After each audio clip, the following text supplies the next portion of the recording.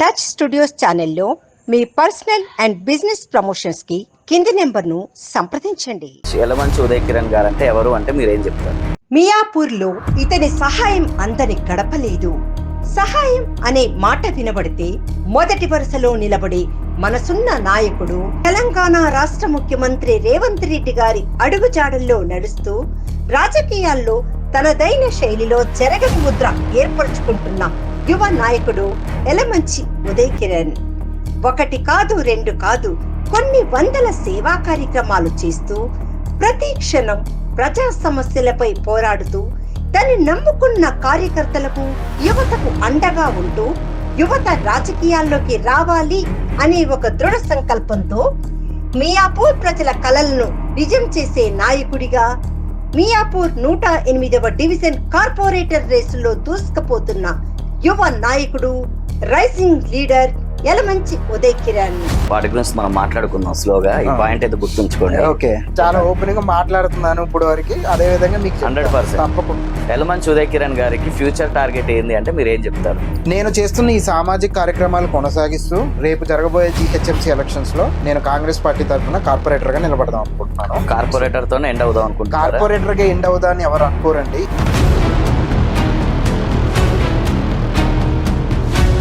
Present ఇక్కడ మీకు back bone ఎవరు అంటే ఏం చెప్తారు పొలిటికల్ గా? నాకు ఇక్కడ పొలిటికల్ గా మన షేలింగంపల్లి కాంగ్రెస్ పార్టీ ఇన్ఛార్జ్ మరి TPCC general secretary Jagadishwar Goud అన్నతోనే నేను ట్రావెల్ అవుతున్నాను. డే 1 నుంచి కూడా నేను ఆయనతోనే ట్రావెల్ అవుతున్నాను. ఓకే, మన కూకట్పల్లి కాన్స్టిట్యున్సీ ఇన్ఛార్జ్, అదే TPCC వైస్ ప్రెసిడెంట్ బండి రమేష్ సార్ కూడా వీళ్ళిద్దరు. మీ ప్రత్యర్థులు ఒక మాట అంటున్నారు, యలమంచి ఉదయ్ కిరణ్ గారు ఐటీలో వచ్చే డబ్బులు సరిపోకుండా రాజకీయాల్లోకి ఎక్కువ సంపాదించుకోవాలి అని ఒక కాన్సెప్ట్తో రాజకీయాల్లోకి వచ్చారని చెప్పి జనాలు అంటున్నారు. మీరేమంటారు దానికి?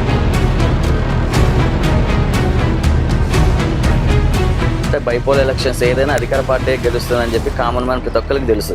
నవీన్ యాదవ్ అన్న వ్యక్తికి ఇచ్చి ఈ రోజు దాదాపు 25,000 పైచిలకు మెజార్టీతో గెలిచారంటే రేవంత్ రెడ్డి పాలనకు ప్రజలు అంగీకరించారు, పట్టాభిషేకం చేశారని చెప్పేసి నేను అంటాను. సో ఇప్పుడు మీరన్నట్టు మియాపూర్లో చూసుకుంటే 70,000 ఓట్ బ్యాంకింగ్ ఉంది. అవును. 70,000 మందికి మీరు కార్పొరేటర్ అయితే ఏ విధంగా న్యాయం చేస్తారు? మౌలిక వసతులు కానీ ఏవైతే ఉన్నాయో, రోడ్డు కానీ, డ్రైనేజీలు కానీ, నాలాలు కానీ, స్పీడ్ బ్రేకర్స్ ఇష్యూస్ కూడా, అంటే ఇప్పుడు ఎవరి కాలనీలోకి వెళ్తే అది కానీ. యలమంచి ఉదయ్ కిరణ్ కి సంబంధించిన ఒక పోస్టర్ కనపడ్డా చింపడమే వాళ్ళకి పనిగా పెట్టుకున్న సందర్భాలు ఉన్నాయి. ఈ చించే వాళ్ళు ఎందుకు ఎక్కువ అవుతున్నారు? వాళ్ళు కూడా ఉంటారండి.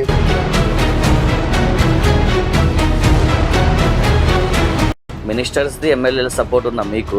మీ సొంత నియోజకవర్గంలో ఉన్న ఎమ్మెల్యే సపోర్ట్ ఉందంటారా? ఇక్కడ ఫ్రాంక్ ఓపెన్ గా ఒప్పుకోవాలి, మ్యానిపులేటెడ్ కాకుండా ఉన్నది ఉన్నట్టు చెప్తారనుకుంటున్నా. ఇన్ కేస్ ఫ్యూచర్ లో మీరు అనుకుంటున్న మియాపూర్ కార్పొరేటర్ టికెట్ మీరు రాకపోతే ఏం చేస్తారు? డెఫినెట్ గా నాకు వస్తుందని. ఇప్పుడు నేనేమంటానంటే ఎగ్జామ్ బాగా ప్రిపేర్ అయ్యాను, ఎగ్జామ్ పెడితే టాపర్ అవుతానని చెప్పేసి నాకు కాన్ఫిడెన్స్ ఉంది. ఎందుకంటే ఒక యువకుడిగా నేను ఏం చేస్తానని అందరు నోటీస్లో ఉంది. తప్పకుండా నాకు న్యాయం జరుగుతుందని అయితే నాకున్న కాన్ఫిడెన్స్ అండి. కాంగ్రెస్ పార్టీలో వర్గాలు ఉన్నాయా లేవా అంటే మీరు ఏం చెప్తారు? డెఫినెట్గా ఉన్నాయండి. అవి ఇక్కడ కూడా ఉన్నాయి, ప్రెసెంట్ కూడా ఇక్కడ కూడా. బట్టి గారు, తుమ్మల గారు, పొంగులేటి గారు, అవును, వాళ్ళ సపోర్ట్ ఏ విధంగా ఉంది మీకు ఇక్కడ? ఫస్ట్గా చెప్పాలంటే తుమ్మల నాగేశ్వరరావు గారు, వాళ్ళ తనయుడు మన యుగేంద్ర అన్న నాకు బాగా క్లోజ్. ఇప్పుడు ఈ సోషల్ సర్వీస్ కూడా ఏదైతే ఉందో మేము చెప్పినప్పుడు అన్నయ్య మాకు ఇట్లా ఇచ్చి ఇట్లా వెళ్ళాలి, ఇలా ముందుకెళ్ళండి అని చెప్పేసి అన్న కూడా చాలా గైడెన్స్. సో వీళ్ళ ఫ్యామిలీతో నాకు ప్రత్యేక అనుబంధం. రెండోది పొంగులేటి శ్రీనన్నకి నేను ఇక్కడ చేసే ప్రతి కార్యక్రమం గురించి కూడా ఐడియా ఉంది. నేను లాస్ట్ డిసెంబర్ ఎగ్జాక్ట్గా 1 year బ్యాక్ మేము మెడికల్ క్యాంప్ పెట్టినప్పుడు ఇదే మియాపూర్కి అన్న వచ్చారు. యూత్ రావాలని చెప్పేసి ఆయన ఎంకరేజ్మెంట్ కూడా బాగుంది. టీఆర్ఎస్ పరిపాలన గురించి చెప్పాలి అని అంటే మీరు ఏం చెప్తారు? టీఆర్ఎస్ పరిపాలన చాలా స్కామ్స్ అనేవి జరిగాయండి. నేను ఒక చిన్న ఎగ్జాంపుల్ చెప్తాను. ఒకటి ఏదైతే గొర్రెల పంపిణీ అనేది ఒక స్కీమ్ పెట్టారు. ఆ గొర్రెలను కూడా ఎట్లా పంపించారని చెప్తే మీరు షాక్ అవుతారు. ఇది చాలా మందికి తెలియని విషయం. అదే విధంగా ఒక స్పెండర్ బైక్ మీద, ఇది మరీ విట్టూరం అసలుకి, ఒక స్పెండర్ బైక్ మీద దాదాపు ఒక 140 గొర్రెల్ని పంపించామని చెప్పేసి ఇన్వాయిస్ జనరేట్ చేశారు. 2-wheeler మీద సంగారెడ్డికి ఒక ఆటోలో దాదాపు 150 గొర్రెల్ని పంపించినట్టు వాళ్ళు ఇన్వాయిస్ జనరేట్ చేసి ఇలాంటి ఫేక్ బిల్లులు పెట్టి స్కామ్ చేశారు. యలమంచి ఉదయ్ కిరణ్ ట్రస్ట్ ద్వారా మీరు చేసిన సోషల్ సర్వీస్ ఏంటి అంటే మీరు ఏం చెప్తారు? ట్రస్ట్ నుంచి మేము చాలా కార్యక్రమాలు చేసామండి. 2012 నుంచి నేను స్టార్ట్ చేస్తే స్పెషల్ డిజేబుల్ చిల్డ్రన్స్కి ఆర్టికల్స్ పంచడం కానీ, బుక్స్ డిస్ట్రిబ్యూషన్ ఇవ్వడం కానీ, చలివేంద్రాలు కానీ, మెడికల్ క్యాంపులు 3 మెడికల్ క్యాంపులు పెట్టామండి. బెడ్షీట్ డిస్ట్రిబ్యూషన్ చేయడం కానీ, ఓకే. పిల్లలకి బుక్స్ గవర్నమెంట్ స్కూల్లో జడ్పిహెచ్ఎస్లో 9th to 10th క్లాస్ పిల్లలకి notebooks and geometry boxes distribution కానీ ఇలాంటి కార్యక్రమాలు ఎన్నో ట్రస్ట్ నుంచి చాలా చేస్తారు. రేవంత్ రెడ్డి గారి పరిపాలన ఏ విధంగా ఉందంటే మీరు ఏం చెప్తారు? రేవంత్ అన్న ఒక కింద స్థాయి వ్యక్తిగా, ఒక జడ్పీటీసీ నుంచి ఈరోజు సీఎంగా, అది ఎవరైనా ఇన్స్పిరేషన్ తీసుకోవాల్సింది. నాకైతే he's one of my inspiration. సరే, ఈ రోజుల్లో రాజకీయాల్లో డబ్బులు రావట్లేదు అంటే నమ్ముతారా చెప్పండి? మీరు నమ్మాలి, మీరు అడగండి, ఎవరినైనా మీరు వెళ్ళండి, మీరు కెమెరామెన్ తీసుకొని వెళ్ళండి. నమస్తే అండి. నమస్కారం. బాగున్నారా? Yeah fine. ఎలా ఉందండి ప్రెసెంట్ లైఫ్ స్టైల్? బాగుందండి. ఏదైతే మేము చేసుకుంటూ వెళ్తున్నామో ఆ కార్యక్రమాలన్నీ మేము అనుకున్నట్టుగా ముందుకు సాగుతున్నాం. ప్రెసెంట్ అయితే ఆల్ గుడ్. కాంగ్రెస్ విజయవంతంగా పరిపాలిస్తుందంటారు? విజయవంతంగా పరిపాలిస్తుంది అనేది లేటెస్ట్ జూబ్లీ హిల్స్ ఏవైతే ఎలక్షన్ రిజల్ట్ అదే నిదర్శనం. ఎందుకంటే ఒక యువకుడికి ఇచ్చి, నవీన్ యాదవ్ అన్న వ్యక్తికి ఇచ్చి ఈరోజు దాదాపు 25,000 పైచిలుకు 25,000 మెజార్టీతో గెలిచారంటే సో అది కాంగ్రెస్ ఈ గత 2 సంవత్సరాలు చేసిన ఏదైతే ఉందో దానికి నిదర్శనం. చాలా వరకు చూసుకుంటే బైపోల్ ఎలక్షన్స్ ఏదైనా అధికార పార్టీ గెలుస్తుందని చెప్పి కామన్ మ్యాన్ ప్రతి ఒక్కరికి తెలుసు. సో దాన్ని మీరు నిదర్శనం అంటున్నారంటే దానికి మీరేమంటారు? అది ఒక సిట్టింగ్ సీట్ అండి. అది ఒక బీఆర్ఎస్ ఎమ్మెల్యే మాగంటి గోపీనాథ్ గారు గెలిచిన 2023 సార్వత్రిక ఎన్నికల్లో గెలిచిన సీట్ని మళ్ళీ ఆయన చనిపోయాక వచ్చిన ఎలక్షన్ ఇది, బై ఎలక్షన్. సో డెఫినెట్గా సానుభూతి కానీ వాళ్ళకి ఫేవర్గా ఉంటుంది. అలాంటిదే అలాంటి ప్లేస్లో, ఎందుకంటే మీరు చూస్తే సిటీలో బీఆర్ఎస్కి ఎక్కువ స్థానాలు వచ్చాయి మొన్న 2023లో. కానీ ఇప్పుడు వాళ్ళ సిట్టింగ్ స్థానాన్ని కైవసం చేసుకోవడం అనేది రేవంత్ రెడ్డి పాలనకు ప్రజలు అంగీకరించారు, పట్టాభిషేకం చేశారని చెప్పేసి నేను అంటాను. సో మొత్తానికి అయితే విజయవంతంగా ముందుకు సాగుతుంది. విజయవంతంగా ముందుకు సాగుతుంది. ఇచ్చిన కమిట్మెంట్స్ అన్ని ఫుల్ఫిల్ చేస్తుంది అంటారా కాంగ్రెస్ పార్టీ? చేస్తుందండి, డెఫినెట్ గా చేస్తుంది. ఇప్పుడు మీరు చూసినట్టయితే కాంగ్రెస్ ప్రవేశపెట్టిన పథకాలు స్టార్టింగ్ ఏదైతే ఉందో, ఈ బస్సు మహిళలకి ఫ్రీ బస్ కానివ్వండి, ఈ గృహజ్యోతి కానివ్వండి, 200 యూనిట్లు ఫ్రీ కరెంట్ కానివ్వండి, ఇవన్నీ స్కీమ్లు 1 by 1 నెరవేర్చుకుంటూ వస్తుంది. రైతు రుణమాఫీ కూడా మీరు చూస్తే 18 నెలల్లో దాదాపు 21,000 కోట్లు. అదేవిధంగా చూస్తే రైతు బంధు కూడా 9 రోజుల్లో 9,000 కోట్లు. ఇవన్నీ 1 by 1 చేసుకుంటూ వస్తుంది. స్టిల్ మనకి కొంత ఇష్యూస్ ఉన్నప్పటికీ, గత ప్రభుత్వం చేసిన అప్పులు ఏదైతే ఉందో అది ఉన్నప్పటికి కూడా ఈ ఏవైతే పథకాలు ఇవి పెట్టారో 1 by 1 నెరవేర్చుకుంటూ వస్తుంది. డెఫినెట్గా మేము ఇచ్చిన ఫుల్ఫిల్మెంట్స్ ఏవైతే ఉన్నాయో మేనిఫెస్టోలో డెఫినెట్గా అన్ని ఈ 5 సంవత్సరాలు కంప్లీట్ అయ్యేప్పటికి డెఫినెట్గా చేస్తారు. సో ఇప్పుడు మీరు ఏవైతే స్కీమ్స్ అన్నారో వాటి గురించి మనం మాట్లాడుకుందాం స్లోగా. ఈ పాయింట్ అయితే గుర్తుంచుకోండి. Okay, back to me purpose, me professional wise వస్తే ఎలమంచి ఉదయ్ కిరణ్ గారి గురించి మాట్లాడాలి అనే ప్రస్తావన వస్తే, ఎలమంచి ఉదయ్ కిరణ్ గారు అంటే ఎవరు అంటే మీరేం చెప్తారు? నేను ఒక కామన్ మ్యాన్ అని చెప్పేసి చెప్తానండి. ఫస్ట్ ఆఫ్ ఆల్ నేను ఒక ఐటీ ఎంప్లాయ్. నా వృత్తిరీత్యా నేను ఒక సాఫ్ట్వేర్ ఇంజనీర్ ప్రొఫెషనల్లో ఉన్నాను. ఇప్పటికీ నేను ఉద్యోగం చేస్తున్నాను. కానీ నాకు సామాజిక స్పృహ, బాధ్యత ఏదైతే ఉందో దాన్ని నేను ఆదర్శంగా తీసుకొని 2012 నుంచి కూడా నేను చాలా సామాజిక కార్యక్రమాలు చేసుకుంటూ ముందుకు సాగుతున్నాను. మీరు చూసినట్లయితే మీరు కూడా చాలా చూశారు. ఈ పిల్లలకి బుక్స్ డిస్ట్రిబ్యూషన్ అయితేనేమి, స్పెషల్ డిజేబుల్ చిల్డ్రన్స్కి ఆర్టికల్స్ డిస్ట్రిబ్యూషన్ అయితేమి, ఇలాంటివన్నీ కూడా చాలా చేసుకుంటూ వస్తున్నాము. సో నేనైతే నా అంతటికి నేను ఒక సామాజిక స్పృహ కలిగిన ఒక పౌరుని అని చెప్పేసి నేను చెప్పుకుంటాను. సో మీరు సోషల్ సర్వీస్ చేయడం కోసమే యాక్టివ్గా ఉండే పర్సన్ అని మీరు అంటున్నారు. మీ ప్రత్యర్థులు ఒక మాట అంటున్నారు, మీకు పాడ్కాస్ట్ చేయడానికి వచ్చే ముందు కొంతమందిని కలిస్తే ఎలమంచి ఉదయ్ కిరణ్ గారు ఐటీతో వచ్చే డబ్బులు సరిపోకుండా రాజకీయాల్లోకి ఎక్కువ సంపాదించుకోవాలి అనే ఒక కాన్సెప్ట్ తో రాజకీయాల్లోకి వచ్చారని చెప్పి జనాలు అంటున్నారు. మీరేమంటారు దానికి? ఇది పూర్తిగా కాంట్రడిక్టింగ్ అండి. ఎందుకంటే నేను చేసే జాబ్ ఏదైతే ఉందో, నేను ఇంటర్నేషనల్ బిగ్ 4 కంపెనీలో చేస్తున్నాను, మేనేజర్ గా చేస్తున్నాను. అదే అంత పెద్ద కంపెనీలో అంత మంచి శాలరీతో చేసుకున్న వ్యక్తి రాజకీయాల్లోకి నేను వచ్చి నాకు ఒక్క రూపాయి ఏం రావట్లేదండి. నాకు ఏం బిజినెస్ లేవు. మీరు నాకు ఎంక్వైరీ చేసుకోండి, నాకేం బిజినెస్ డబ్బులు రావట్లేదు అంటే నమ్ముతారా చెప్పండి? మీరు నమ్మాలి, మీరు అడగండి, ఎవరినైనా మీరు వెళ్ళండి, మీరు కెమెరామెన్ తీసుకొని వెళ్ళండి, ఎక్కడికైనా వెళ్ళండి. నేను గనక ఎక్కడైనా 1 రూపాయి తీసుకున్నట్లయితే అడగండి. బేసిక్ నాకు వచ్చే సంపాదనలో నేను ఖర్చు చేసుకుంటూ వెళ్తున్నా. నేను ఈ రోజు వరకు ఒకరి దగ్గర నుంచి ఒక రూపాయి ఆశించింది లేదు, నేను చేసింది లేదు. మరి ఎందుకంటారు రాజకీయాలు మీకు? రాజకీయాలు ఎందుకంటే నేను ఇప్పుడు ఏదైతే ఈ కార్యక్రమాలు చేస్తున్నానో, సామాజిక సోషల్ సర్వీస్ ఏవైతే నేను యాక్టివిటీస్ చేస్తున్నానో, ఇవి నేను వైడర్ గా రీచ్ అవడానికి నేను చేస్తున్నాను. నేను చూసిన కొన్ని ఇన్సిడెంట్స్ ఏదైతే ఉందో, లైక్ మీకు గానమాస్ ఫౌండేషన్ అని స్పెషల్ డిజేబుల్ స్కూల్ ఒకటి ఉంటుందండి. అక్కడికి వెళ్తే మీకు ఏంటంటే అందరూ అంటే వాళ్ళకి చెవులు వినిపించవు, లేకపోతే ఈ హ్యాండిక్యాప్డ్, సో ఇట్లా చాలా ఉన్నాయి. ఇలాంటి ఇష్యూస్ ఉన్న పిల్లలే ఉంటారు. ఈవెన్ మాట్లాడను కూడా మాట్లాడలేరు సరిగ్గా. అలాంటి వాళ్ళకి ఏదన్నా చేయాలని చెప్పేసి ఇప్పుడు నేను వెళ్తే నేను కొంతవరకే చేయగలను నాకున్న పరిధి మేరకు. కానీ నేను పాలిటిక్స్ లోకి వెళ్తే దాన్ని ఇంకా వైడర్ గా ఎక్కువ మందికి రీచ్ అయ్యేలాగా సర్వీస్ చేయగలను అని చెప్పేసి నేను ఎంచుకున్న మార్గం ఈ పాలిటిక్స్ అనేది. ఇన్ కేస్ ఫ్యూచర్ లో మీరు ఏదైనా రాజకీయంలో ప్రత్యక్ష రాజకీయాల్లోకి దిగి మీకు ఒక టికెట్ వచ్చినా, లేదంటే ఫ్యూచర్ లో మీరు ఎవరికైనా సపోర్ట్ చేయాల్సి వచ్చినా గానీ నోట్లకు ఓటేసే పరిస్థితి ఇది. సో ఈ టైంలో మీరు డబ్బులు పంచడానికి సిద్ధంగా ఉన్నారా? అన్ని డబ్బులు ఉన్నాయంటారా? అన్ని డబ్బులు అయితే నా దగ్గర లేవండి వాస్తవానికి. డబ్బులు మీరు చెప్పిన అలాంటి రెగ్యులర్ పొలిటీషియన్ స్టైల్లో మేము వెళ్ళట్లేదు. మేము కంప్లీట్ గా డిఫరెంట్ వే. మేము ఈ సేవ అని చెప్పేసి ఎంచుకొని దాని ద్వారా వెళ్తున్నాము. రెండోది మీరు అడిగిన దాంట్లో ఇంకో విషయం ఏంటంటే, ఇప్పుడు అందరు పబ్లిక్ అట్లా ఉండరండి. ఇప్పుడు మీరు ఓటుకి డబ్బులు ఇస్తేనే ఓటేస్తానని చెప్పేసి అనేది ఉండరు డెఫినెట్ గా. ఎందుకంటే ఎలక్షన్స్ ముందు వచ్చి ఒక 3 నెలల ముందు 4 నెలల ముందు వచ్చేసి ఏదో డబ్బులు పనిచేస్తే వాళ్ళకి ఓటేస్తారు అనుకోవడం భ్రమ.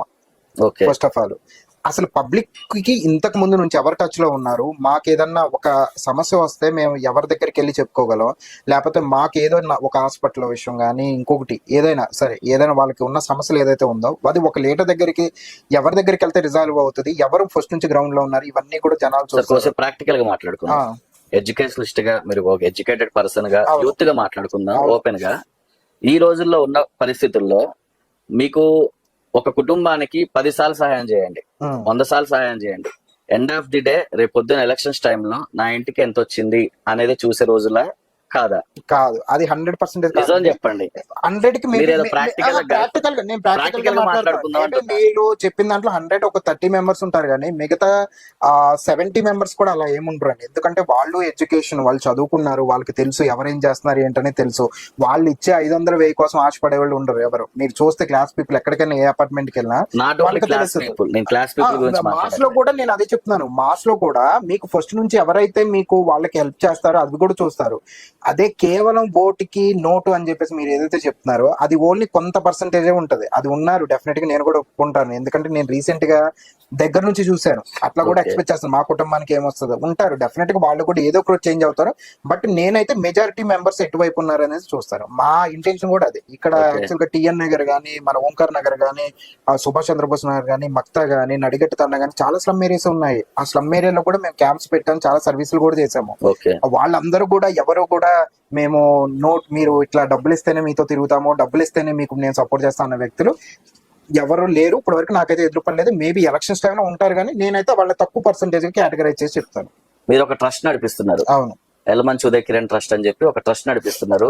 ఆ ట్రస్ట్ ను చూసుకుంటే చాలా చలివేంద్రాలు గానీ, మెడికల్ క్యాంప్స్ గానీ, ఇంకా చాలా మందికి నీడీ పీపుల్స్ కి ఏ సపోర్ట్ ఉంటే గవర్నమెంట్ సపోర్ట్ అయినా, మీ వంతు సపోర్ట్ అయినా, ఏదో ఒక సపోర్ట్ నుంచి అయితే మీరు తీసుకొని వస్తున్నారు. వాళ్ళకి కావాల్సిన టైంలో హెల్ప్ చేస్తున్నారు. అవును, ఈ హెల్ప్ చేసే ప్రాసెస్ లో మిత్రులు పెరుగుతారు, శత్రువులు పెరుగుతారు. ఈ రెండిట్లో మీరు ఏది ఎక్కువ పెంచుకున్నారు? నేనైతే మిత్రుల్ని ఎక్కువ పెంచుకున్నాను అనుకుంటానండి. ఎందుకంటే మనం ఒక గ్రౌండ్ లెవెల్ నుంచి నేను ఈ కార్యక్రమాలన్నీ చేస్తున్నాను.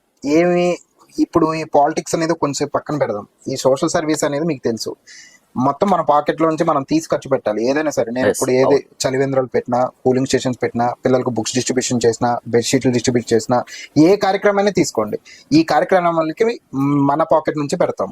ఓకే, 2 ఈ కార్యక్రమాలన్నీ చేయడం వల్ల నేను ఏం తెలుసుకున్నానంటే, జనాలకు ఉన్న ఇష్యూస్, చాలా ఇష్యూస్, నాట్ ఓన్లీ అంటే వాళ్ళకి ఒక హాస్పిటల్కి వెళ్ళాలంటే వాళ్ళ దగ్గర డబ్బులు లేకపోవడం కానీ, వాళ్ళకు ఉన్న ఇష్యూస్ కానీ, హెల్త్ ఇష్యూస్ కానీ, ఇలాంటివన్నీ మా పరిధిలో ఉన్న వరకు మేము చేసుకుంటూ వెళ్తున్నాము. కానీ కొన్ని ఇష్యూస్ మేము చూస్తే, ఇప్పుడు టిఎన్ నగర్ మీరు వెళ్తే అంగన్వాడీ అండి ఇంతే ఉంటది, చిన్న బాక్స్ లాగా ఉంటది. అందులోనే పిల్లలకి ఫుడ్, అందులోనే పిల్లలకి ఎడ్యుకేషన్, అందులోనే పిల్లలకి అన్ని ఉంటాయి. అసలు కంటే చిన్న రూమ్ వాళ్ళకి, ఈవెన్ అదేంటి రెంటల్ బేస్, అది కూడా పర్మనెంట్ షెల్టర్ మనం కల్పిస్తే వాళ్ళకి చాలా బెనిఫిట్ అవుతుంది. సో ఇలాంటి ఇష్యూస్ చూసినప్పుడు కానీ, లేకపోతే డ్రైనేజ్ ఇష్యూస్, లేకపోతే ఈ నాలాలు ఓపెన్ చేసి ఇట్లా పెట్టడం వల్ల కొన్ని ఇష్యూస్ ఏవైతే జరిగినాయో, ఇలాంటి అన్ని చూసినప్పుడు కానీ నేను ప్రత్యేకంగా నోటీస్ చేసిందంటే, జనాలకి సమస్యలు విని ఎవరైతే పరిష్కారం చేయగలుగుతారో వాళ్ళని నమ్ముతారు first of all. Okay. Okay, రెండో విషయం వచ్చేసి ఆ ఈ సోషల్ సర్వీస్ వల్లే నన్ను ఆదరిస్తున్నారా అంటే డెఫినెట్ గా ఎస్. ఎందుకంటే ఎవరు చేయని విధంగా రెగ్యులర్ పొలిటీషియన్ మీరు చూడండి, ఎక్కడైనా మీరు ఎక్కడ ఏ డిస్టిక్ వెళ్ళినా ఏ స్టేట్కి వెళ్ళినా ఎలక్షన్ ముందు వస్తారు, మీరు చెప్పిన ఓటుకు నోటు ఇచ్చేసి మనం ఏదో గెలుస్తామని చెప్పేసి భ్రమలో ఉంటారు. అప్పటి వరకు అట్లా ఓడిపోయిన వాళ్ళు కూడా చాలా మంది ఉన్నారు. ఈవెన్ ఓటుకి 10,000 ఇచ్చి ఓడిపోయిన సిచ్యువేషన్స్ కూడా ఉన్నాయి. సో మేమేంటంటే వాళ్ళందరికీ ఆపోజిట్ వేలో మేము ఈ సోషల్ సర్వీస్ అనేది చేసుకుంటా. నేను ఇప్పుడున్న కాంగ్రెస్ పార్టీలో మా వంతుగా ఇప్పుడు ఒకళ్ళు వచ్చి మాకు రేషన్ కార్డు కావాలో, లేకపోతే వాళ్ళకి ఏమన్నా ఈ ఆరోగ్యశ్రీ ఇట్లా అవ్వట్లేదో, లేకపోతే పోలీస్ స్టేషన్ ఇష్యూ ఉందో, లేకపోతే రోడ్ ఇష్యూస్ ఉందో, ట్రాఫిక్ ఇష్యూస్ ఉందో, ఈ ఇష్యూస్ అన్ని కూడా మా పరిధిలో ఏవైతే ఉన్నాయో మా పరిధిలో ఉన్న వరకు మేము నెరవేర్చుకుంటూ వెళ్తున్నాం ఒకటి. ఓకే. సో మీరేమో మిత్రులు పెంచుకున్నా అంటున్నారు. మిత్రులే పెంచుకున్నా. చాలా వరకు మేము తెలుసుకున్న దానికి శత్రువులు ఎక్కువ అని నేను అంటున్నా. దానికి మీరేమంటారు? శత్రువులు అంటే ఇప్పుడు ఎట్లుంటదండి, ఒకళ్ళు గ్రౌండ్ లెవెల్ నుంచి ఎదిగే టైంలో అంటే చాలా మంది అట్లా తక్కువ టైంలో షైన్ అయిపోయాడు, అందరికన్నా ముందున్నాడు, సో అని చెప్పేసి అట్లా ఆలోచించే వాళ్ళు కూడా డెఫినెట్ గా ఉంటారు. నేను ఈ క్వశ్చన్ ఎందుకు అడిగా అంటే, మీరు ఏదైనా కార్యక్రమం కండక్ట్ చేసినా, లేదంటే మీ బర్త్డే పోస్టర్లు కానీ ఏ ఉన్నా సరే, ఎలమంచి ఉదయ్ కిరణ్ కి సంబంధించిన ఒక పోస్టర్ కనపడ్డా చింపడమే వాళ్ళకి పనిగా పెట్టుకున్న సందర్భాలు ఉన్నాయి. సో అవసరమైతే మీరు సోషల్ సర్వీస్ చేస్తే మిత్రులు ఎక్కువ అవుతున్నప్పుడు ఈ చించే వాళ్ళు ఎందుకు ఎక్కువ అవుతున్నారు? వాళ్ళు కూడా ఉంటారండి. ఇప్పుడు 2 ways చూడాలి. మంచి ఉన్న కాడే చెడు ఉంటది అన్నట్లు. ఒక మంచి కార్యక్రమం మనం చేస్తున్నాము, అవతల వాళ్ళు ఏమీ చేయట్లేదు. ఆ మంచి కార్యక్రమం చేసేటప్పుడు అవతల వాడికి ఏముంటది, అరే మేము ఇన్ని సంవత్సరాల నుంచి ఉన్నాం, మాకేం అవ్వట్లేదు, ఈ వచ్చి ఇవన్నీ చేస్తున్నాడు అని చెప్పేసి వాళ్ళకి ఈర్ష అనుకోవచ్చు, లేకపోతే నా ఎదుగుదల అనుకోవచ్చు, లేకపోతే నా ఫాలోయింగ్ అనుకోవచ్చు, ఏదైనా అనుకోవచ్చు. సో దాన్ని ఆ వ్యక్తి ఎవరు అనుకోవచ్చు, ఎవరైనా సరే, ఎవరైనా ఉంటారు. ఎవరనేది మీకు టైం సందర్భం వచ్చినప్పుడు డెఫినెట్ గా నేను చెప్తాను, మిమ్మల్ని పిలిచి కూడా చెప్తాను. ఇట్లా ఉంటారు. అంటే అది మరి తక్కువ పర్సంటేజ్ లేండి, ఎక్కువ పర్సంటేజ్ కూడా కాదు. ఉంటారు కొంతమంది, అంటే మీరు దాన్ని ఈర్ష అనుకోవచ్చు, ఇంకో ద్వేషం అనుకోవచ్చు, ఏదైనా అనుకోవచ్చు. బట్ డెఫినెట్ గా వాళ్ళు కూడా ఒక రోజు తెలుసుకుంటారు డెఫినెట్ గా అనేది నాకున్న నమ్మకం. ఓకే. మీ ఎడ్యుకేషన్ కానీ టోటల్ ఓవరాల్ గా ఉమ్మడి ఖమ్మం డిస్టిక్ సంబంధించిన వ్యక్తి మీరు, చాలా సంవత్సరాలు అక్కడ స్టడీ చేసి ఇక్కడ చాలా సంవత్సరాల నుంచి హైదరాబాద్ లో మీరు నివసిస్తున్నారు. ప్రెసెంట్ ఇక్కడ మీకు బ్యాక్ బోన్ ఎవరు అంటే ఏం చెప్తారు పొలిటికల్ గా? నాకు ఇక్కడ పొలిటికల్ గా మన షేర్లింగంపల్లి కాంగ్రెస్ పార్టీ ఇన్ఛార్జ్, మరి TPCC general secretary Jagadishwar Goud అన్నతోనే నేను ట్రావెల్ అవుతున్నాను. డే 1 నుంచి కూడా నేను ఆయనతోనే ట్రావెల్ అవుతున్నాను. ఓకే. ఆయన కాకుండా మన కూకట్పల్లి కాన్స్టిట్యున్సీ ఇన్ఛార్జ్, అదే టీపీసీసీ వైస్ ప్రెసిడెంట్ బండి రమేష్ సార్ కూడా. వీళ్ళిద్దరూ ఏంటంటే, మీరు ఏ కార్యక్రమం చూస్తున్నా నా డే 1 నుంచి నేను చేసిన ప్రతి కార్యక్రమం, ఏ కార్యక్రమం చూసినా వాళ్ళిద్దరూ వస్తారు. వాళ్ళిద్దరూ ఏదైతే నాకు అంటే నా అప్ అండ్ డౌన్స్ లో ప్రతి దాంట్లో ఈవెన్ చాలా ఒడిదుడుకులు నేను చాలా ఎదుర్కొన్నాను. అలాంటి వాటిలో కూడా ప్రతిదీ నన్ను సపోర్ట్ చేస్తూ, ఎంకరేజ్ చేస్తూ, నా ప్రతి కార్యక్రమం కానీ, నేను వేసే ప్రతి స్టెప్ కానీ వాళ్ళ సపోర్ట్ డెఫినెట్ గా ఉంటది. వాళ్ళ ఆదర్శంతోనే ముందుకెళ్తున్నాను. నేను ప్రతి ఇంటర్వ్యూలో ఒకరిని క్వశ్చన్ అడుగుతాను, అది నాకు కామన్ క్వశ్చన్. అది చాలా వరకు చాలా మంది, కొన్ని మంది మ్యానిపులేటర్ చెప్పారు, కొంతమంది స్కిప్ చేయాలని చూసారు, కొంతమంది ఉన్నట్టు చెప్పారు. నేను చాలా ఓపెన్ గా మాట్లాడుతున్నాను ఇప్పుడు వరకు, అదే విధంగా మీకు 100% తప్పకుండా. సో ఎలమంచి ఉదయ్ కిరణ్ గారికి ఫ్యూచర్ టార్గెట్ ఏంది అంటే మీరు ఏం చెప్తారు? నేను చేస్తున్న ఈ సామాజిక కార్యక్రమాలు కొనసాగిస్తూ రేపు జరగబోయే GHMC ఎలక్షన్స్ లో నేను కాంగ్రెస్ పార్టీ తరఫున కార్పొరేటర్ గా నిలబడదాం అనుకుంటున్నాను. కార్పొరేటర్ తోనే ఎండ్ అవుదాం అనుకుంటున్నాను. కార్పొరేటర్ గా ఎండ్ అవుదా అని ఎవరు అనుకోరండి. ఇది ఒక స్టెప్ బై స్టెప్ వెళ్దాం అని చెప్పేసి. ఎందుకంటే నేను ఒక విద్యావంతుణ్ణి, ఒక యువకుణ్ణి. నేను ఇన్ని సామాజిక కార్యక్రమాలు ఇన్ని కార్యక్రమాలు నేను చేసుకుంటూ ముందుకెళ్తున్నాను. కాబట్టి డెఫినెట్ గా మాకు ఒక ఆపర్చునిటీ వస్తే ఆ ఆపర్చునిటీ యూటిలైజ్ చేసుకుని ఇంకా దానికన్నా బెటర్ ఎవరైనా సరే స్టెప్ బై స్టెప్ ఎదగాలనుకుంటున్నారు. కానీ డైరెక్ట్ గా నేను ఏదో సీఎం అవ్వాలనుకుని నేను మీకు చెప్పాను అనుకోండి, అది కరెక్ట్ కాదు కదా. నేను ఇప్పుడు ఒక కార్పొరేటర్ గా గెలిచి, నాకు సీట్ వస్తే గెలిచి, ఇక్కడున్న ప్రజలకి మామూలుగా సేవ చేసి ద బెస్ట్ అనిపించుకొని దానికి నెక్స్ట్ ఏదైతే ఉందో అట్లా స్టెప్ బై స్టెప్ ఎదగాలనుకుంటున్నాను. ఫ్యూచర్ టార్గెట్ మియాపూర్ కార్పొరేటర్ కావడం అంటారు. సో ఇప్పుడు మీరు అన్నట్టు మియాపూర్ లో చూసుకుంటే 70,000 ఓట్ బ్యాంకింగ్ ఉంది. అవును. 70,000 మందికి మీరు కార్పొరేటర్ అయితే ఏ విధంగా న్యాయం చేస్తారు? మౌలిక వసతులు గానీ ఏవైతే ఉన్నాయో, రోడ్డు గానీ, డ్రైనేజీలు గానీ, నాలాలు గానీ, చాలా చోట్ల ఈ స్పీడ్ బ్రేకర్స్ ఇష్యూస్ కూడా, అంటే ఇప్పుడు ఎవరి కాలనీలోకి వెళ్తే అది కానీ, సో ఈ ఇష్యూస్ ఏవైతే ఉన్నాయో, మంజీరా వాటర్ కనెక్షన్ ఇష్యూస్ కానీ, ట్రాఫిక్ ఇష్యూస్ కానీ, ఇవన్నీ కూడా ఏవైతే ఉన్నాయో, ఈ మౌలిక వసతులు అనేది సమకూర్చి, అదే విధంగా నేను ఒక పార్టీ నుంచి నేను స్టాండ్ తీసుకున్నప్పుడు ఆ పార్టీ నుంచి వచ్చే ఏవైతే పథకాలు ఉన్నాయో ఆ పథకాలు కూడా 100% జనాలకు చేరేలాగా నేను చూస్తాను. రెండోది, మా పరిధిలో అంటే ఇప్పుడు గవర్నమెంట్ రిలేటెడ్ మేము చేయలేని ఉంటే మా పరిధిలో మేము ఇప్పుడైతే ఏవైతే మెడికల్ క్యాంప్స్ కానీ ఏవైతే ఇవి చేస్తున్నామో అవే కంటిన్యూ చేసుకుంటా డెఫినెట్ గా ఇక్కడున్న ప్రజలకి, మియాపూర్ ఉన్న ప్రజలకు కానీ, అది ఈ స్లమ్ముల్లో ఉండేవాళ్ళకి కానీ, మామూలుగా క్లాస్ పీపుల్ కానీ ఎవరికైతే ఏ ప్రాబ్లం ఉన్నా ఏది ఉన్నా దాన్ని 100% నెరవేర్చడానికి మా వంతుకు మేము పరిష్కరిస్తాము. అండ్ ఒక టెక్నాలజీ ఇన్నోవేటెడ్, ఎందుకంటే మేము ఒక ఎడ్యుకేటెడ్ పర్సన్ గా ఒక టెక్నాలజీ ఇన్నోవేటెడ్ గా ఒక సమస్య మన దగ్గరకు వచ్చినప్పుడు ఆ సమస్యని విత్ ఇన్ టైం ఫ్రేమ్ లో ఆ సమస్య యొక్క తీవ్రత చూసి ఆ విత్ ఇన్ టైం ఫ్రేమ్ లో నెరవేర్చేలాగా ఒక టీంని పెట్టుకొని దాన్ని సాగ్రిగేట్ చేసుకుని ఇష్యూ బేస్డ్ అవి రిజాల్వ్ చేసి ముందుకెళ్దాం అని చెప్పేసి అనుకుంటున్నాము. ఓకే, సో ఇప్పుడు మీరు ఇంకొక మాట కూడా, ఇందాక నేను మాటల్లో ఖమ్మం డిస్టిక్ సంబంధించిన వ్యక్తి అని చెప్పాను. అవును. టోటల్ గా మీ ఫ్యామిలీ బ్యాక్గ్రౌండ్ కూడా ఖమ్మం డిస్టిక్. అవును. ఖమ్మం డిస్టిక్ కి సంబంధించిన వ్యక్తులు చూసుకుంటే ఇప్పుడు రాష్ట్రంలో 3 మంత్రులు ఉన్నారు. బట్టి గారు, తుమ్మల గారు, పొంగులేటి గారు. అవును. ఈ 3 నుంచి మీరు ఇప్పుడు ఇక్కడికి వచ్చి సెటిల్ అయిపోయారు. ఇక్కడ కూడా కొంచెం రాజకీయాల్లో ఒక మంచి స్థాయిలో ఎదుగుతున్నారు. అవును. వాళ్ళ సపోర్ట్ ఏ విధంగా ఉంది మీకు ఇక్కడ? డెఫినెట్ గా మీరు చెప్పిన 3 పేర్లు ఫస్ట్ గా చెప్పాలంటే తుమ్మల నాగేశ్వరరావు గారు, మాది ఆయనది పక్క ఊరేనండి, ఒకే మండలము. తుమ్మల నాగేశ్వరరావు గారు నేను చిన్నప్పటి నుంచి, నేను చదువుకునేప్పటి నుంచి ఆయన మంత్రి గారు. ఎన్టీఆర్ క్యాబినెట్ లో చేశారు, మీకు తెలుసు. ఎన్టీఆర్ క్యాబినెట్ లో చంద్రబాబు గారు క్యాబినెట్ లో చేశారు, కేసీఆర్ గారు క్యాబినెట్ లో చేశారు, రేవంత్ రెడ్డి గారు. నేను చదువుకునే రోజుల కాడ నుంచి ఆయన మంత్రిగా చూస్తున్నాను. ఈ రోజు మీరు చూస్తే ఖమ్మం జిల్లా ఎక్కడికి వెళ్ళినా ఆయన శిలా పథకం పేరు ఆయన ఉంటుంది. రోడ్లన్నీ కానివ్వండి, వాటర్ ట్యాంక్స్ కానివ్వండి, ఏదైనా ఆయన ఉంటుంది. సో ఏంటంటే డెవలప్మెంట్ కి ఆయన ఒక పునాది వేశారు ఖమ్మం జిల్లాకి. సో ఆయనతో గానీ వాళ్ళ తనయుడు మన యుగేంద్ర అన్న నాకు బాగా క్లోజ్. సో యాక్చువల్ గా మేము రెగ్యులర్ గా టచ్ లో ఉంటాము. డెఫినెట్ ఆ అన్న కూడా నాకు చాలా, అంటే ఎట్లా ముందుకెళ్ళాలి, రాజకీయాల్లో ఎలా ఉంటది, ఒడిదొడుకులు ఎట్లా ఉంటాయి, ప్రతిదీ నాకు చాలా అంటే ఈ సజెషన్స్ లాగా ఇస్తూ ఉంటారు. ఇప్పుడు ఈ సోషల్ సర్వీస్ కూడా ఏదైతే ఉందో మేము చెప్పినప్పుడు అన్నయ్య మాకు ఇట్లా ఇచ్చి ఇట్లా వెళ్ళాలి, ఇలా ముందుకెళ్ళండి అని చెప్పేసి అన్న కూడా చాలా గైడెన్స్. సో వీళ్ళ ఫ్యామిలీతో నాకు ప్రత్యేక అనుబంధం.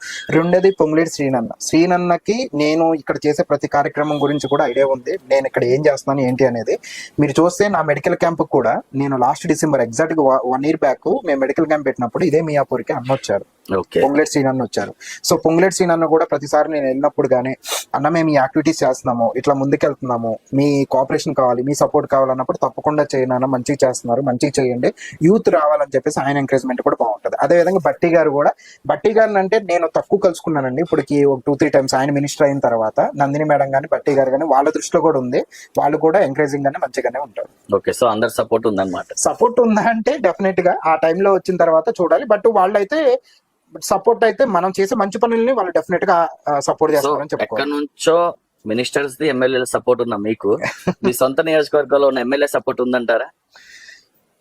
ఇక్కడ ఫ్రాంక్ ఓపెన్ గా ఒప్పుకోవాలి, మ్యానిపులేటెడ్ కాకుండా ఉన్నది చెప్తారు అనుకుంటున్నా. ఇప్పుడు ఇక్కడ దీన్ని 2 విధాలుగా చూడొచ్చు. నేను జగదీశ్వర్ గౌడ్ గారితో ఉంటున్నాను. Is a contested MLA. Okay, ఏది కాంగ్రెస్ పార్టీకి షేలింగంపల్లి నియోజకవర్గం నుంచి కంటెస్టెడ్ ఎమ్మెల్యే. ఆయనతో నేను ఉన్నాను, డే 1 నుంచి నేను ఆయనతో ఉన్నాను. ఏదైనా ప్రోగ్రాము మేము చేసే దాంట్లో డెఫినెట్ గా వెళ్ళి ఆయనకు పర్సనల్ కూడా ఇన్విటేషన్ ఇస్తున్నాము. కానీ ఇక్కడ ఉన్న కొన్ని ఇబ్బందుల వల్ల అనుకోవచ్చు, లేకపోతే కొన్ని ఇష్యూస్ వల్ల కావచ్చు, ఆయన అయితే ఇప్పుడు వరకైతే రాలేదు.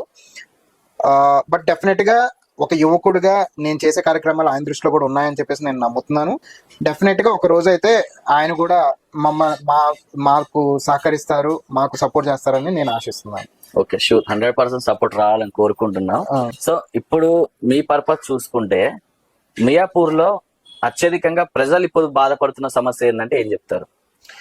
సమస్యలు అంటే ముఖ్యంగా చెప్పాలంటే ఇప్పుడు వరకైతే దోమలు బెడత బాగా ఉండేదండి. గత 5 నెలల ముందైతే మీరు చూస్తే అసలుకి ఈవినింగ్ బయటికి రాని పరిస్థితి.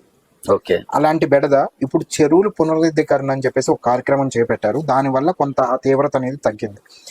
ఇంకా కొంతవరకు ఆ ఇష్యూ అనేది ఉంది. దాన్ని మనం 100% కనుక ఇప్పుడు మనకి చాలా టెక్నాలజీ ఇన్నోవేటెడ్ వచ్చింది. ఈ మస్కిటోస్ ఏదైతే ఉందో అది కనుక మనం 100% ఓవర్కమ్ చేయగలిగితే చాలా మంది ఇప్పుడు అంటే ఓన్లీ దోమలు అంటే దాని వల్ల వచ్చే ఏవైతే ఉందో కాన్సిక్వెన్సెస్ ఏవైతే ఉంటాయి, జ్వరాలు కానీ, డెంగ్యూ కానీ, మలేరియా కానీ, ఇలాంటి ఇష్యూస్ అన్ని మనం ఓవర్కమ్ చేయొచ్చు. రెండోది వచ్చేసి చాలా ఏరియాస్ లో రోడ్లు ఇష్యూస్ కూడా ఉన్నాయి. ఆ రోడ్లు కూడా మనం చాలా వేయగలిగితే వాళ్ళకి న్యాయం చేయగలిగినట్టు అవుతుంది. అదేవిధంగా అంగన్వాడీది కూడా మీరు చూస్తే వాళ్ళకి పర్మనెంట్ షెల్టర్ లేదు. అది మనం పర్మనెంట్ షెల్టర్ ఒక ప్లేస్ చూపించి పర్మనెంట్ షెల్టర్ కడితే పిల్లలకి అది కూడా బాగుంటుంది. అదేవిధంగా డ్రైనేజ్ ఇష్యూస్ కొన్ని ఏరియాలో ఉన్నాయి. డ్రైనేజ్ ఇష్యూస్ కానీ, నెక్స్ట్ భారీగా వర్షాలు వచ్చినప్పుడు వాటర్ స్టాగ్నేట్ అవుతున్నాయి రోడ్ల మీద. సో ఇలాంటి ఇష్యూస్ ఉన్నాయి. And more over traffic issue కూడా అంటే ఏమవుతుందంటే మెయిన్ రోడ్డుకి వెళ్ళే వాహనాలన్నీ బైపాస్ చేసి రావడం వల్ల ఇక్కడ కమ్యూనిటీలో ఏవైతే వాహనాలు రావడానికి ఇబ్బందికరంగా ఉంటుంది, ట్రాఫిక్ జామ్ ఉంటుంది. సో మెయిన్ గా ఈ ఇష్యూస్ అనేవి నేను ఇందాక చెప్పినట్టు ఇవన్నీ మౌలిక వసతులు. ఈ మౌలిక వసతులు గనక మనం కరెక్ట్ గా చేయగలిగితే ఈ ఇష్యూస్ అన్ని చాలా వరకు ఓవర్కమ్ చేయగలం. Okay, sure. మాక్సిమం విజనరీ ఉంది కాబట్టి, ఒక సిస్టమ్ అనేది తెలుసు కాబట్టి 100% క్లియర్ చేస్తాను ఫ్యూచర్ లో. సో సార్, ఇదంతా చూసుకుంటే మీ నాయకుడు, ఎగ్జాంపుల్ గా మీ నాయకుడు ఇప్పుడు ప్రెసెంట్ రేవంత్ రెడ్డి గారి పరిపాలన ఏ విధంగా ఉందంటే మీరు ఏం చెప్తారు? నేనైతే 100 మార్క్స్ వేస్తానండి. ఎందుకంటే ఒక సీఎం స్థాయిలో ఉండి నేను ఇప్పటికి 3 times కలిసాను. ఓకే, అంటే ఇంతకు ముందు ఒక సీఎం ని కలవాలంటే అది ఒక్కలా.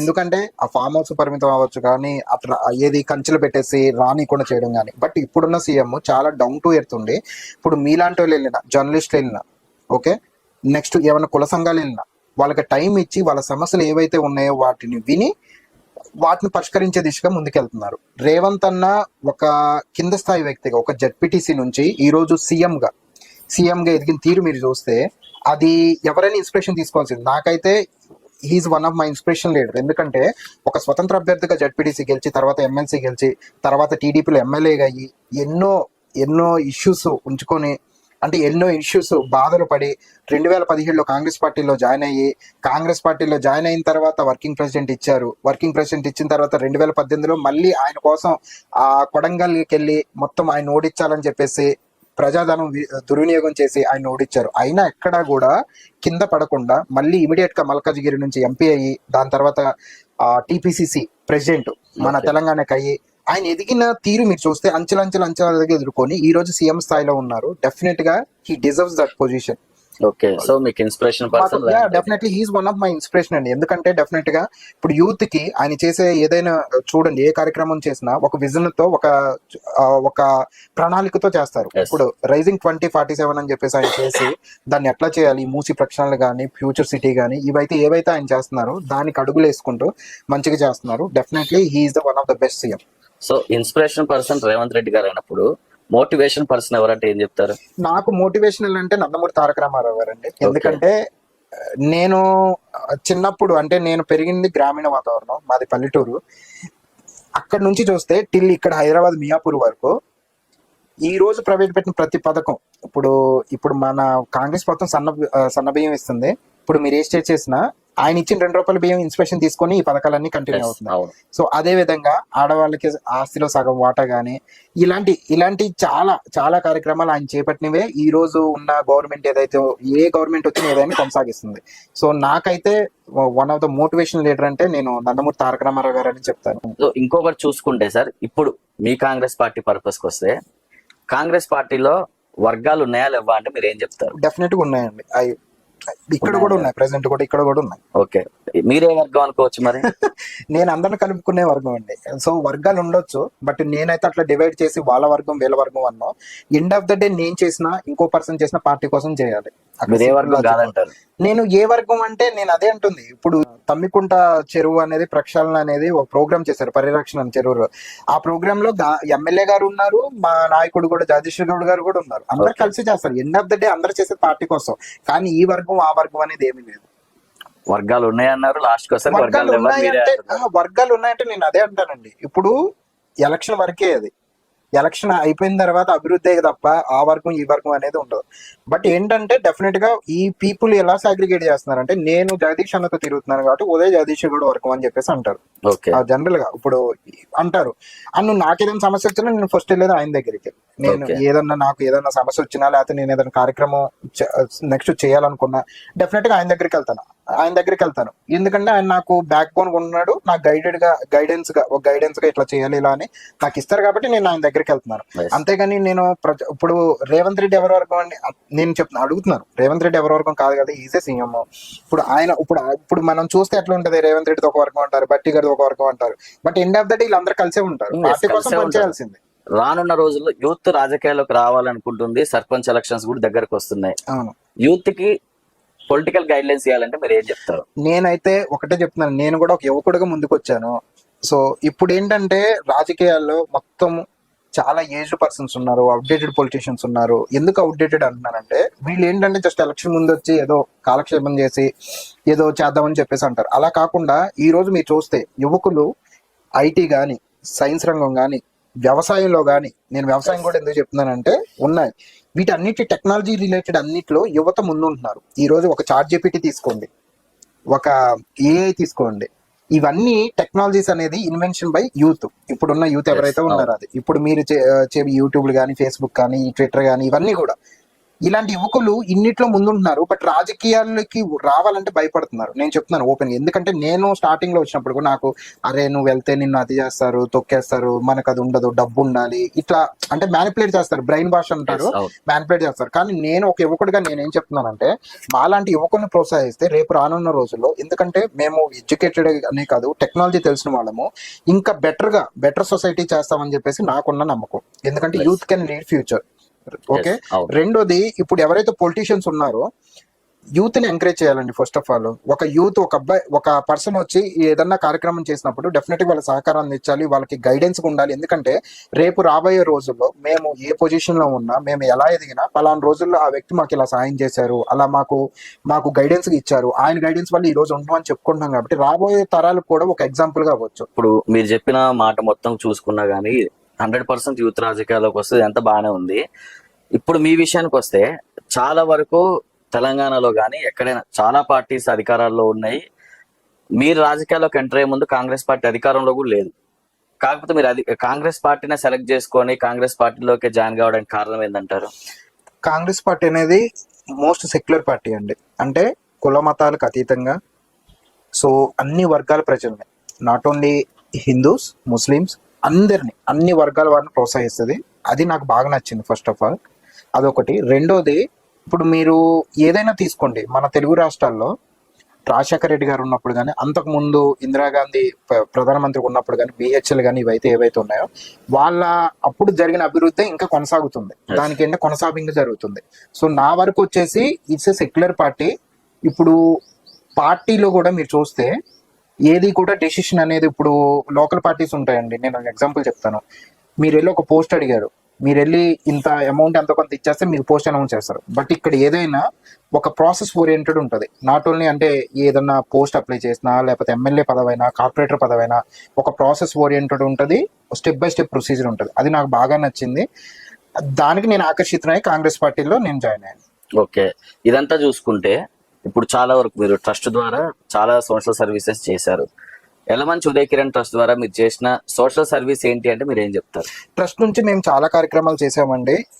2012 నుంచి నేను స్టార్ట్ చేస్తే స్పెషల్ డిజేబుల్ చిల్డ్రన్స్కి ఆర్టికల్స్ పంచడం కానీ, బుక్స్ డిస్ట్రిబ్యూషన్ ఇవ్వడం కానీ, ఎవరైతే ఆర్ఫనేజెస్కి ఏదైతే ఉందో ఫుడ్ డిస్ట్రిబ్యూషన్ చేయడం కానీ, ఇలాంటి కార్యక్రమాలతో మొదలు పెడితే చలివేంద్రాలు కానీ, మెడికల్ క్యాంపులు 3 మెడికల్ క్యాంపులు పెట్టామండి. ఫస్ట్ది వచ్చేసి ఇక్కడ విడియా కాలనీలో పెట్టాము సిద్ధార్థ హాస్పిటల్ వాళ్ళతో. రెండోది వచ్చేసి సాయిరామ్ నగర్ కమ్యూనిటీ హాల్ పెట్టాము బిగ్ టీవీ అను సిద్ధార్థ హాస్పిటల్ సౌజన్యంతో. 3వ మెడికల్ క్యాంపు రీసెంట్ గానే జరిగింది లాస్ట్ మంత్ లో. ఆ మెడికల్ క్యాంప్ వచ్చేసి మనకి శ్రీరంగాపురం కాలి జేపీ నగర్ లో మమతా మెడికల్స్ వాళ్ళ సౌజన్యంతో పెట్టాము. సో ఆ మెడికల్ క్యాంప్ ద్వారాగా, అంటే మెడికల్ క్యాంప్ పెట్టడం అనే కాదు, దాని తర్వాత కూడా సపోజ్ ఏదన్నా ఒక ఇష్యూ, అంటే వాళ్ళకి ఏదన్నా ప్రాబ్లం ఉంది అని చెప్పి డయాగ్నోసిస్ లో వస్తారు రిపోర్ట్ లో, దానికి ఫర్దర్ కూడా ట్రీట్మెంట్ కూడా ఫ్రీగా చేపిస్తున్నాము. రీసెంట్ గా మేము పెట్టిన మెడికల్ క్యాంప్ ఏదైతే ఉందో మమతా వాళ్ళు దాదాపు 30 మెంబర్స్ హాస్పిటల్లో జాయిన్ అయ్యారండి. కొంతమందికి ఫ్రీగా మోకాళ్ళ ఆపరేషన్ కానీ, ఐ రిలేటెడ్ ఆపరేషన్ కానీ, ఇలాంటి అన్ని కూడా ఫ్రీ ఆఫ్ కాస్ట్ తో చేశారు. సో ఇలాంటి కార్యక్రమాలు అయితే కానీ, ఇంకా బెడ్షీట్ డిస్ట్రిబ్యూషన్స్ కూడా రీసెంట్ గానే చేసాము. ఫుట్పాత్ మీద ఎవరైతే ఉంటారో, అంటే ఒక మెసేజ్ ఇవ్వాలని చెప్పేసి ఫుట్పాత్ మీద ఎవరైతే ఉంటారో, ఇది చలికాలం వింటర్ అని చెప్పేసి బెడ్షీట్ డిస్ట్రిబ్యూషన్ చేయడం కానీ, పిల్లలకి బుక్స్ గవర్నమెంట్ స్కూల్లో ZPHS లో 9th to 10th క్లాస్ పిల్లలకి note books and geometry boxes distribution కానీ, ఇట్లా చెప్పుకుంటూ పోతాయి. గ్రేస్ ఆర్ఫనైజెస్ లో ఫుడ్ డిస్ట్రిబ్యూషన్ కానీ, అదే విధంగా చూసినట్లయితే మన ఓల్డ్ ఏజ్ హోమ్స్ కి వాళ్ళకి ఏం కావాలో వాళ్ళకి ఫుడ్ కానీ, ఈ ఫ్రూట్స్ డిస్ట్రిబ్యూషన్ కానీ, ఇలాంటి కార్యక్రమాలు. నెక్స్ట్ వచ్చేసి మేము చేసిన సామాజిక కార్యక్రమాల ద్వారాగా ఎవరన్నా వచ్చి మేము ఆర్థికంగా చదువుకోలేము, మాకు ఫీ సాయం చేయాలన్నా అలాంటి కార్యక్రమాలు కానీ, ఇలా చెప్పుకుంటూ పోతే చాలా పెద్ద లిస్ట్ ఉందండి. ఇలాంటి కార్యక్రమాలు ఎన్నో ట్రస్ట్ నుంచి చాలా చేసాం. ఓకే, సో ట్రస్ట్ నుంచి A to Z అందరిని కవర్ చేసాము. అవును. సో ఇటు ఇంకో రకంగా చూసుకుంటే కాంగ్రెస్ పార్టీ నుంచి మీరు చేసిన సర్వీసెస్ ఏంటంటే ఏం చెప్తారు? కాంగ్రెస్ పార్టీ నుంచి పార్టీ ఏదైతే ఆదేశించిందో, రీసెంట్ గా మీరు చూస్తే ఓటు చోరీ ప్రోగ్రామ్ ఏదైతే ట్రెండింగ్ లో ఉందో ఆ ప్రోగ్రామ్ కూడా రీసెంట్ గా మేము చేసి మా ఇన్ఛార్జ్ కి మేము ఆ సంతకాల సేకరణ ఏదైతే ఉందో ఆ సంతకాల సేకరణ బుక్స్ కూడా ఇచ్చామండి. అదే విధంగా మన రిపబ్లిక్ డేస్ కానీ, next August 15th independence day celebrations కానీ మా ఆధ్వర్యంలో చేయడం, అదే విధంగా ప్రొటెస్ట్ చేయడం కానీ, లాస్ట్ ఇయర్ మీరు చూస్తే కేటీఆర్ కామెంట్ చేసిన వాటికి ప్రొటెస్ట్ చేయడం కానీ, రైతు రుణమాఫీ సెలబ్రేషన్స్ కానీ, 1 year గవర్నమెంట్ సెలబ్రేషన్స్ కానీ, 2 years గవర్నమెంట్ సెలబ్రేషన్స్ కానీ, అదే విధంగా ఎవరైతే మన దగ్గరకు వచ్చి మాకు రేషన్ కార్డు లేదు, మాకు ఇందిరం ఇల్లులు కావాలని చెప్పేసి ఎవరైతే మనల్ని అప్రోచ్ అయ్యారో మాకు సంబంధించిన వరకు ఆ ఇష్యూస్ రిజాల్వ్ చేయడం కానీ, ఎవరైనా వచ్చి ఒక కమ్యూనిటీ వాళ్ళు, కాలనీ వాళ్ళు మాకు ట్రాఫిక్ ఇష్యూ ఉంది కానీ, లేకపోతే ఒక రోడ్ ఇష్యూ ఉందని చెప్పేసి అది రిప్రజెంటేషన్ ఇచ్చి ఇన్ఛార్జికి ఇవ్వడం కానీ, వాళ్ళు లేకపోతే జిహెచ్ఎంసీ కమిషనర్ ఇవ్వడం కానీ, ఇలాంటి అన్ని కార్యక్రమాలు పార్టీ నుంచి అన్ని కార్యక్రమాలు చేసుకుంటా, అదేవిధంగా సీనియర్ సిటిజన్స్ కార్డు ఇప్పించడం కానీ, పెన్షన్స్ కానీ, మన మన పరిధిలో ఏవైతే మనకి వచ్చాయో ఆ ఇష్యూస్ అన్ని రిజాల్వ్ చేయడం, అదేవిధంగా కొన్ని మన చేతిలో లేనివి కూడా సంబంధిత మంత్రి శాఖ ఎవరైతే ఉన్నారో వాళ్ళ దగ్గరికి వెళ్ళేసి ఆ సమస్య పరిష్కరించే దిశగా మేము ముందు అడిగేస్తున్నాం. సో మీరు ఇంత క్లారిటీ, ఇంత విజన్ తో ఉన్నారు కదా, ఇదంతా సిస్టమేటిక్ గా నడిపించుకుంటూ వస్తున్నారు. ఇన్ కేస్ అంటే పాజిటివ్ ఆర్ నెగిటివ్ ఏదైనా పక్కన పెడితే, ఇన్ కేస్ ఫ్యూచర్ లో మీరు అనుకుంటున్న మియాపూర్ కార్పొరేటర్ టికెట్ మీరు రాకపోతే ఏం చేస్తారు? డెఫినెట్ గా నాకు వస్తుందని. ఇప్పుడు నేను ఏమంటానంటే ఎగ్జామ్ బాగా ప్రిపేర్ అయ్యాను, ఎగ్జామ్ పెడితే టాపర్ అవుతానని చెప్పేసి నాకు కాన్ఫిడెన్స్ ఉంది. ఎందుకంటే నేను వేరే వాళ్ళతో కంపేర్ చేసుకోను, కానీ మేము వెళ్ళేది ఏదైతే ఉందో, ఇప్పుడు మీరు చూడండి సోషల్ మీడియాలో మేము ఒక పోస్ట్ పెట్టినా, ఒక రీల్ పెట్టినా లాక్స్ లో మంది చూస్తున్నారండి, ఎంతమంది ఆదరిస్తున్నారు. ఇప్పుడు మనం చేసేదే వాళ్ళు చూస్తున్నారు, వాళ్ళు చూసేదాన్ని వాళ్ళు ఆదరిస్తున్నారు. నేనేమంటానంటే ఇంత వైడర్ గా ఇంత వెళ్ళినప్పుడు సీఎం గారి దృష్టిలో డెఫినెట్ గా ఏదో వెళ్తుంది. అదే విధంగా ఇక్కడున్న ఇన్ఛార్జ్ వీళ్ళకి కూడా మేము ఏం చేస్తున్నాము, మేము ఎలా ముందుకు తీసుకెళ్తున్నాము ఏంటి అనేది, పార్టీని ఎలా ముందుకు తీసుకెళ్తున్నాము, ఎలా బలోపేతం చేస్తున్నాము, ఒక యువకుడిగా నేను ఏం చేస్తున్నాను అందరి నోటీస్ లో ఉంది. తప్పకుండా నాకు న్యాయం జరుగుతుందని అయితే నాకున్న కాన్ఫిడెన్స్ అండి. ఒకవేళ ఇఫ్ ఇన్ కేస్ మీరు అన్న సిచ్యువేషన్ కూడా అవ్వచ్చు, రాకపోతే అప్పుడున్న సమీకరణాల దృష్ట్యా అప్పుడు మాకు ఎవరైతే మా క్యాడర్ ఎవరైతే ఉన్నారో దాన్ని బట్టి మేము డెసిషన్ తీసుకుంటాం. డెఫినెట్ గా నాకైతే వస్తుందని మేము అదే పాజిటివ్ మోటోతో అయితే ముందుకెళ్తున్నాం. సో మాక్సిమం రావాలని మేము కూడా కోరుకుంటున్నాం. ఎందుకంటే యంగ్ జనరేషన్ అనేది చాలా ఇంపార్టెంట్ కాబట్టి, ఎట్లాగో రేవంత్ రెడ్డి గారు కూడా యంగ్ జనరేషన్ సపోర్ట్ చేస్తారు కాబట్టి, ప్లస్ అది కాకుండా అన్ని సమీకరణాలు చూసుకున్నా, కమ్మ సామాజిక వర్గం చూసుకున్నా, అన్ని రకాలు చూసుకున్నా మీకు పాసిబిలిటీస్ ఎక్కువ ఉన్నాయి కాబట్టి రావాలని కోరుకుంటున్నాం. టిఆర్ఎస్ పరిపాలన గురించి చెప్పాలి అని అంటే మీరు ఏం చెప్తారు? నేను ఏం చెప్తానంటే, గత టిఆర్ఎస్ ఇప్పుడు బీఆర్ఎస్ ఏదైతే ఉందో, బీఆర్ఎస్ పరిపాలన చాలా స్కామ్స్ అనేవి జరిగాయండి. నేను ఒక చిన్న ఎగ్జాంపుల్ చెప్తాను, అంటే అందరికి అర్థమయ్యేలాగా. ఇప్పుడు గొర్రెల పంపిణీ అనేది ఒక స్కామ్, ఒకటి ఏదైతే గొర్రెల పంపిణీ అనేది ఒక స్కీమ్ పెట్టారు. ఆ స్కీమ్ లో మీరు చూసినట్లయితే ఏంటి, 20 ఆడగొర్రెలను ఒక మగ గొర్రెని ఇవ్వడం అనేది ప్రజలకు అనేది పెట్టారు. పెట్టేసిన తర్వాత దానికి ఎంత పెట్టుకున్నారంటే బడ్జెట్ 5,000 కోట్లు పెట్టుకున్నారు. దాంట్లో 1,000 కోట్లు స్కామ్, 1,000 కోట్లు, దాదాపు 1,000 కోట్లు స్కామ్. ఎలా జరిగిందంటే ఎవరికి ఇచ్చారో తెలియదు. ఫస్ట్ ఆఫ్ ఆల్ ఆ గొర్రెలు దానికి ఎక్కడా కూడా ఏమి లేదు, ఎవరికి ఇచ్చారు అనేది లేదు. రెండోది ఇన్వాయిస్ నెంబర్ మీరు చూస్తే అది ప్రూవ్డ్. యాక్చువల్ గా ఇన్వాయిస్ నెంబర్ 2 ఉందనుకోండి, వేరే దగ్గరికి వెళ్ళినప్పుడు +2 ఇంక్రీజ్ చేసేసి ఇన్వాయిస్ జనరేట్ చేశారు. ఓకే, ఆ గొర్రెలను కూడా ఎట్లా పంపించారని చెప్తే మీరు షాక్ అవుతారు. ఇది చాలా మందికి తెలియని విషయం. ఒక టాటా ఇండికా కారులో 128 గొర్రెల్ని మహబూబ్ నగర్ కి సింగిల్ టైం లో పంపించారని చెప్పేసి వాళ్ళు పెట్టారు, ఇన్వాయిస్ పెట్టుకున్నారు. ఓకే, అదే విధంగా ఒక అంబులెన్స్ లో దాదాపు 84 గొర్రెల్ని ఖమ్మంకి తరలించాలని చెప్పేసి పెట్టారు. అదే విధంగా ఒక స్ప్లెండర్ బైక్ మీద, ఇది మరీ విడ్డూరం అసలుకి, ఒక స్ప్లెండర్ బైక్ మీద దాదాపు ఒక 140 గొర్రెల్ని పంపించామని చెప్పేసి ఇన్వాయిస్ జనరేట్ చేశారు. 2 వీలర్ మీద. ఓకే, ఒక ఆటోకి, అది ఆటోలో సంగారెడ్డికి ఒక ఆటోలో దాదాపు 150 గొర్రెల్ని పంపించినట్టు వాళ్ళు ఇన్వాయిస్ జనరేట్ చేసి 1,000 కోట్లు స్కామ్ చేశారు. యాజ్ పర్ రికార్డ్స్ ఇదంతా ప్రూవ్డ్. ఓకే, ఇది అసలు ఆ గొర్రెలు ఎవరికి ఇచ్చారో ఫస్ట్ ఆఫ్ ఆల్ తెలియదు, అసలు అది ఏమైందో తెలియదు, ఎవరికి ఇచ్చారు అసలు దానికి ట్రాకింగే లేదు. ఇంకొక షాకింగ్ న్యూస్ చెప్తున్నాం. ఒక్క ట్రక్ 2 రోజుల్లో దాదాపు 74,000 కిలోమీటర్లు తిరిగినట్టు వాళ్ళు బిల్ జనరేట్ చేశారు. 74,000 కిలోమీటర్లు మీరు జస్ట్ మామూలుగా అంటే దాదాపు ఆ ట్రక్ డ్రైవర్ మన వరల్డ్ మొత్తం తిరిగి రావాలి. అది 1,500 కిలోమీటర్ స్పీడ్ తో వెళ్ళాలి. ఇలాంటి ఫేక్ బిల్లులు పెట్టి స్కామ్లు చేశారు. గొర్రెల పంపిణీ అనేది పెద్ద స్కామ్ అండి, 1,000 కోట్లు స్కామ్. ఇలా చెప్పుకుంటూ పోతే ప్రతి దాంట్లోనూ వీళ్ళు స్కామ్లే చేశారు. ప్రతి దాంట్లో డెఫినెట్ గా ఇప్పుడు already ACB enquiries, CBI enquiries నడుస్తున్నాయి. డెఫినెట్ గా బయటకు అన్ని వస్తాయని చెప్పేసి నేను ఆశిస్తున్నాను. ఇలాంటి ఎన్నో స్కాములు, ఈ అన్ని స్కాములు చేసి వాళ్ళు ఎంతసేపు వాళ్ళ వాళ్ళ కుటుంబం కానీ ఈ కేసీఆర్ కుటుంబం కానీ వాళ్ళు బాగా రిచ్ అయ్యారు తప్ప ఇక్కడ గ్రౌండ్ లెవెల్ పీపుల్ కానీ ఈ మధ్యతరగతి కానీ దిగువ మధ్యతరగతి కానీ ఎవరికి కూడా ఏమి ఉపయోగం లేకోకుండా ఇవన్నీ స్కామ్లు చేశారు. Okay right. మీరు అన్నట్టు సో చాలా వరకు కూడా చాలా చాలా scam మంది ఇవన్నీ middle class చూడండి, families మీరు కూడా- చూడండి, ఎందుకంటే ఇవి మనం జనాలకు కూడా బలాన్ని తీసుకెళ్ళాలి. ఇది నాట్ ఎ జోక్. గొర్రెల స్కామ్ ఏంటండి అసలు? గొర్రెల ఒక ఆటోలో గొర్రెలు ఇన్ని 150 ఆటో పక్కన గొర్రెలు పెట్టండి, టూ వీలర్ అంటే టూ నాకు వీలర్ నచ్చలేదు. మీద గొర్రెలు తీసుకెళ్లారని చెప్పేసి ఇన్వాయిస్ జనరేట్ చేశారు. అసలుకి ఏం చెప్పాలి, ఇలాంటి స్కామ్లు చాలా ఉన్నాయి. ఇవన్నీ Okay. ఏంటంటే బయటికి తీయాలి. కాంగ్రెస్ ఎవరైతే ఉన్నారో క్యాడర్ కూడా ఇవన్నీ బలంగా తీసుకెళ్ళాలి. గత 10 సంవత్సరాలు ఏదైతే విధ్వంసం జరిగిందో అది ప్రజలకు గట్టిగా ఎక్స్ప్లెయిన్ చేయాలి. సార్ చాలా వరకు చూసుకుంటే ఇంతవరకు చాలా క్లారిటీగా మీ నెక్స్ట్ ఫ్యూచర్ ప్లానింగ్స్ ఇవన్నీ పర్ఫెక్ట్ గా ఎక్స్ప్లెయిన్ చేశారు మా వ్యూవర్స్ కి. సో ఫైనల్ గా చూసుకుంటే మన టచ్ స్టూడియోస్ లో మెయిన్లీ వన్ వర్డ్ క్వశ్చన్స్ అని ఒక ర్యాపిడ్ ఫైర్ ఉంటుంది, one word answers. Definitely. So one word answers ఒక్క మాటలో మీరు అనుకుంటున్న నాయకుడి గురించి ఒక్క మాటలో చెప్పాలి అని అంటే రేవంత్ రెడ్డి గారి గురించి ఏం చెప్తారు? రేవంత్ రెడ్డి గారు డైనమిక్ పొలిటీషియన్ అండి. పొంగులేటి శ్రీనివాస్ రెడ్డి. పొంగులేటి శ్రీనివాస్ ప్రజల హృదయాన్ని గెలిచిన నాయకుడు. తుమ్మల నాగేశ్వరరావు గారు. అభివృద్ధి ప్రదాత. బట్టి గారు. బట్టి గారు హార్డ్ వర్కర్. సోనియా గాంధీ. తెలంగాణ ఇచ్చిన తల్లి. Rahul Gandhi. Rahul Gandhi upcoming prime minister. Modi. Commanding. Amit Shah. Brain game. Okay right. So final గా మా టచ్ స్టూడియో ద్వారా మీ మియాపూర్ ప్రజలకి కానీ మీ ఫాలోవర్స్ కి కానీ ఒక్క మాటలో చెప్పాలంటే ఏం చెప్తారు? నేను మియాపూర్ ప్రజలకు కానీ మా ఫాలోవర్స్ కానీ నేను ఒకటే చెప్పాలనుకుంటున్నాం. మేము ఏవైతే కార్యక్రమాలు చేస్తున్నామో డెఫినెట్ గా ఆ కార్యక్రమాలన్నీ కొనసాగింపుగా ముందుకెళ్తాము. డెఫినెట్ గా ఇంకా రాబోయే కాలంలో ఇంకా ఇన్నోవేటివ్ గా వేరే ప్రోగ్రామ్స్ కూడా చేయాలని చెప్పేసి మేము అనుకున్నాము. ఒకవేళ నాకు కాంగ్రెస్ పార్టీ నుంచి అవకాశం వస్తే కార్పొరేటర్ గా రేపు జరగబోయే GHM సెలక్షన్స్ లో మీ అందరూ ఆదరిస్తారని చెప్పేసి నేను బలంగా నమ్ముతాను. మీ ప్రతి ఇంటికి గడప గడపకి నేను తిరుగుతాను. డెఫినెట్ గా మనం మంచి కోసం ప్రయత్నిద్దాం, మంచి చేద్దాము. మీరందరూ కూడా నాకు సహకరిస్తారని నేను బలంగా నమ్ముతున్నాను.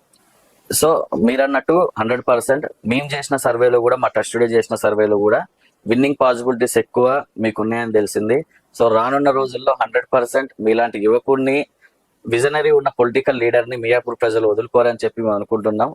ఫ్యూచర్ లో మీరు అనుకుంటున్నటువంటి ఏవైతే సోషల్ సర్వీసెస్ ఉన్నాయో అవన్నీ కూడా కంటిన్యూ చేసుకుంటూ రాజకీయాల్లో మీ ఫ్యూచర్ టార్గెట్ ని రీచ్ కావాలని మనస్ఫూర్తిగా కోరుకుంటున్నాం. Thank you so much. Thank you so much.